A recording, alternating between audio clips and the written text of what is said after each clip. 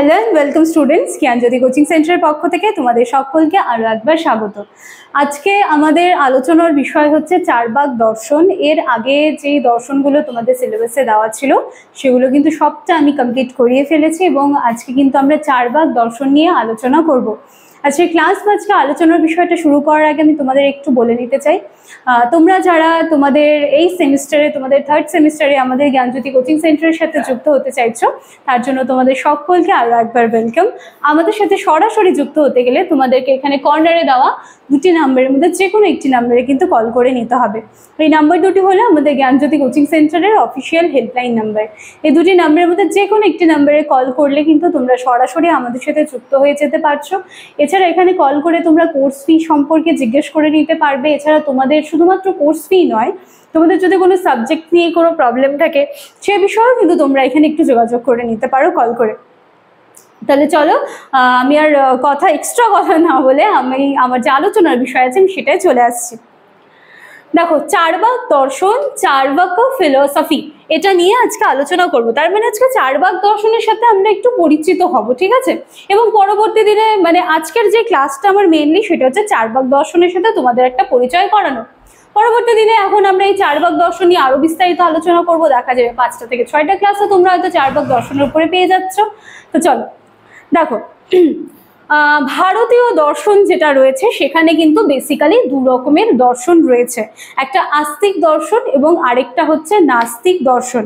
একটা বৈদিক, আরেকটা হচ্ছে অবৈদিক বা নন বৈদিক। তোমাদের সিলেবাসে দেখবে বৈদিক আর নন বৈদিক দেওয়া আছে।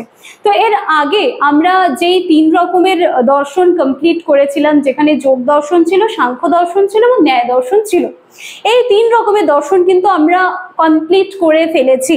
নতুন যারা স্টুডেন্টরা যারা আজকে আমার এই ভিডিওটা দেখছো, তারা কাইন্ডলি একটু আমার আগের ভিডিওগুলো দেখে এসো। আমি সেখানে কিন্তু বাকি যে 3টা দর্শন ছিল, যোগ দর্শন, ন্যায় দর্শন, সংখ্যা দর্শন, 3টা কিন্তু আমি ক্লিয়ার করেছি। এবং আজকে আমি যেটা হচ্ছে তোমাদের নাস্তিক বা অবৈদিক দর্শন, ঠিক আছে, অবৈদিক দর্শন বা যেটা তোমাদের সিলেবাসে নন বৈদিক বলে দেওয়া আছে, সেই দর্শনটা নিয়ে কিন্তু আজকে আমি একেবারে আলোচনা শুরু করছি। বা বলতে পারো নন বৈদিক যেই তোমাদের দর্শন যেটা দেওয়া আছে বা অবৈদিক দর্শন যেটা দেওয়া আছে সেটার কিন্তু আজকে প্রথম দিনের ক্লাস। তো চলো, প্রথম দিনে আমরা পেয়েছি চারবাক দর্শনকে, তাহলে আমরা চারবাক দর্শনের সাথে আজকে একটু পরিচিত হই। দেখো, আমি এবার একটু পয়েন্ট করে লেখার চেষ্টা করেছি যাতে পয়েন্টগুলো মনে থাকলেও এক্সামে গিয়ে কিছুটা লিখে আসতে পারো। প্রথমে আমি বললাম যে আমাদের ভারতীয় দর্শনে কিন্তু 2 রকমের দর্শন দেখতে পাই, একটা আস্তিক দর্শন এবং একটা নাস্তিক দর্শন। আস্তিক দর্শন যেগুলো ছিল সেগুলো সম্পর্কে কিন্তু আমি আলোচনা করে ফেলেছি এবং নাস্তিক দর্শন যেটা, সেটা নিয়ে কিন্তু আমার আলোচনার বিষয়টা।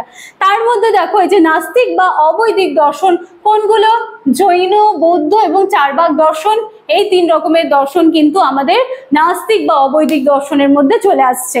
আচ্ছা, যখন আমরা যে আস্তিক দর্শনগুলো যেগুলো ছিল সেগুলো যখন আমরা আলোচনা করেছিলাম, মানে হচ্ছে তোমার যোগ দর্শন, সাংখ্য দর্শন, ন্যায় দর্শন, এগুলো যখন আলোচনা করেছিলাম সেখানে আমরা দেখেছিলাম যে ঈশ্বরের অস্তিত্বকে কিন্তু প্রাধান্য দেওয়া হয়েছিল, মোক্ষ লাভের কথা বলা হয়েছিল।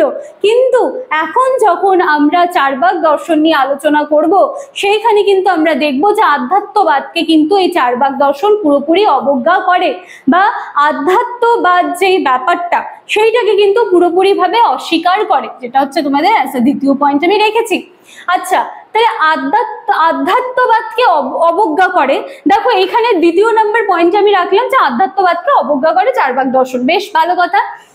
এইবারে আধ্যাত্মবাদটা কি জিনিস? আধ্যাত্মবাদটা হচ্ছে জড়তাতিরিক্ত মতবাদ। এবার তোমরা অনেকে বলবে, আচ্ছা জড়তাতিরিক্ত মতবাদগুলো কি কি?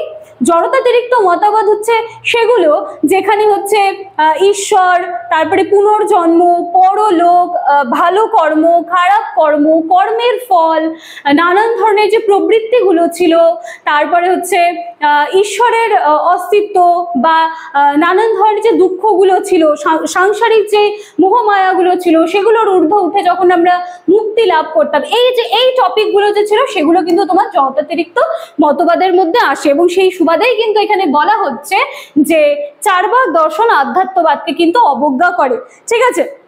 এবারে দেখো বলা হচ্ছে যে ভারতীয় দর্শনের স্রোতের বিরুদ্ধে দর্শন, তার মানে এই যে চারবাক দর্শন যে রয়েছে, এই চারবাক দর্শনের কিন্তু ভারতীয় দর্শনের মানে ভারতীয় যে দর্শনগুলো রয়েছে তার কিন্তু একেবারে অপোজিট দিকে যাওয়া একটা দর্শন বলা হচ্ছে চারবাক দর্শনকে। কারণ বলা হচ্ছে যে আমরা এর আগে যে 3 রকমের দর্শন পড়ে এলাম সেখানে কিন্তু সেখানে হচ্ছে তোমাদের এই যে এই পয়েন্টটা যেটা আছে, যেটা জড়তাতিরিক্ত মতবাদ, সেই 3 রকমের দর্শনে কিন্তু এই জড়তাতিরিক্ত মতবাদগুলোকে কিন্তু বিশেষ প্রাধান্য দেওয়া হয়েছিল।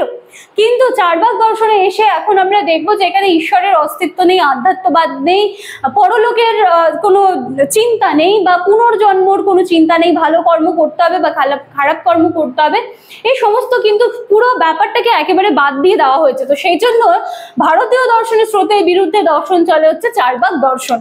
আচ্ছা, চারবাক শব্দটার উৎপত্তি নিয়ে দেখো অনেক রকমের মানে অনেক জনের অনেক মতবাদ রয়েছে, আমি একটু এখানে লেখার চেষ্টা করেছি। চারবাক শব্দটির উৎপত্তি কেউ কেউ বলে যে চর্ব ধাতু থেকে হয়েছে, কারোর মতে চারু ও বাক, হ্যাঁ চারুবাক, চারু ও বাক, চারুবাক মানে হচ্ছে মধুর কথা, এখান থেকে কারোর মানে অনেকের মতে যে এখান থেকে এসেছে চারবাক কথাটি। আচ্ছা বেশ, আচ্ছা এইবারে একটু দেখে নাও এই যে চারবাক দর্শন যেটা রয়েছে এটার প্রণেতা ছিলেন কিন্তু বৃহস্পতি, যার অপর নাম হচ্ছে চারু। অনেকে আবার সেই সুবাদেও বলেন যে যেহেতু উনি প্রণেতা ছিলেন এবং উনার নাম ছিল চারু, তো সেই হিসাবেও হয়তো চারবাক দর্শন নামটা এসেছে, ঠিক আছে। তো চারবাক যেই দর্শনটার নাম যে চারবাক, এটা নিয়ে কিন্তু অনেক ধরনের মতবাদ রয়েছে। এবং শেষে বলা হচ্ছে যে এই যে চারবাক দর্শন সেখানে কিন্তু বেদকে প্রামাণ্য গ্রন্থ হিসেবে কিন্তু স্বীকার করা হয়নি। এখানে পুরোপুরি আমি যে ব্যাপারটা বললাম যে তোমার মোক্ষ লাভের কোনো চিন্তা নেই, এখানে মোট কথা এই যে চারবাক দর্শনের যে যদি আমি এক কথায় বলতে চাই যে চারবাক দর্শনের মূল কথা কি, চারবাক দর্শন বলতে চায় যে তুমি যখন মানে তুমি বর্তমানে যে বেঁচে আছো এই তোমার বর্তমানের বেঁচে থাকাটাকে তুমি উপভোগ করো, তোমাকে বাঁচতে গিয়ে কোনো কিছুর মানে কোনো কিছুর বাধ্যবাধকতায় তোমাকে বাঁচতে হবে না। চারবাক দর্শনে একটা খুব সুন্দর কথা বলা হয়েছে যে যদি তোমার মানে মানে মানে বলে না যে বেঁচে থাকতে যদি তোমার ঘি ধার করে খেতে হয় তবুও তুমি খাও, কিন্তু তোমার মধ্যে যেই স্যাটিসফ্যাকশনটা বা তোমার মধ্যে যেই ঘিটা খেলে যেই ভালো লাগাটা তোমার মধ্যে কাজ করবে সেইটাকে যেন কোনোভাবেও তুমি অবজ্ঞা না করো। মানে বর্তমান পরিস্থিতির উপর বিশেষভাবে কিন্তু জোর দেওয়া হয় চারবাক দর্শনে। সেখানে কিন্তু ভবিষ্যৎ নিয়ে কোনো রকম চিন্তা ধারণা বা মৃত্যুর পরে যে জীবনটা সেখানে যদি আমরা মানে বেঁচে থাকতে যদি ভালো কাজ করি তাহলে তার যেই শুভ কর্ম বা সেটা লাভের কোনো চিন্তা থাকবে না, বা বেঁচে থাকতে যদি আমরা কোনো মনে করো খারাপ কাজ করি তার কি ফল আমরা মৃত্যুর পরে পাবো, এই সমস্ত নিয়ে কিন্তু কোনো চিন্তা ভাবনা থাকবে না। তো চারবাক দর্শন বলতে গেলে এক কথায় আমরা চারবাক দর্শনকে এইভাবে কিন্তু পরিচয় করাতে পারি। তো চলো তাহলে আমি চারবাক দর্শনের সাথে কিন্তু আজকে তোমাদেরকে একটু পরিচয় করিয়ে দিলাম।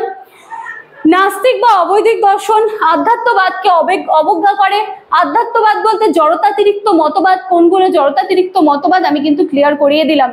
ভারতীয় দর্শনের স্রোতের বিরুদ্ধে চলে এই দর্শন। চারবাক শব্দটির উৎপত্তি কেউ কেউ বলে যে চর্ব ধাতুর থেকে, কারো মনে হয় যে চারু ও বাক থেকে, আবার কারো মনে হয়েছে যে চারবাক কিন্তু কোনো ব্যক্তির নাম হতে পারে না। ইভেন এটাও বলা হয় যে চারবাক দর্শনের যে প্রণেতা রয়েছেন বৃহস্পতি, ওনার নাম ছিল চারু এবং সেই সুবাদে সেই নামটা এসেছে। এবং এই যে চারবাক দর্শন বেদকে প্রামাণ্য গ্রন্থ হিসেবে কিন্তু স্বীকার করেনি। চলো আমি পুরো ব্যাপারটা আরেকবার রিভিশন দিয়ে দিলাম, আশা করি তোমাদের কিন্তু ক্যামেরার ওপাশে দেখতে দেখতে ব্যাপারগুলো ক্লিয়ার হয়ে গেল। তো চলো আজকে চারবাক দর্শনের সাথে এই ছিল আমাদের পরিচয়।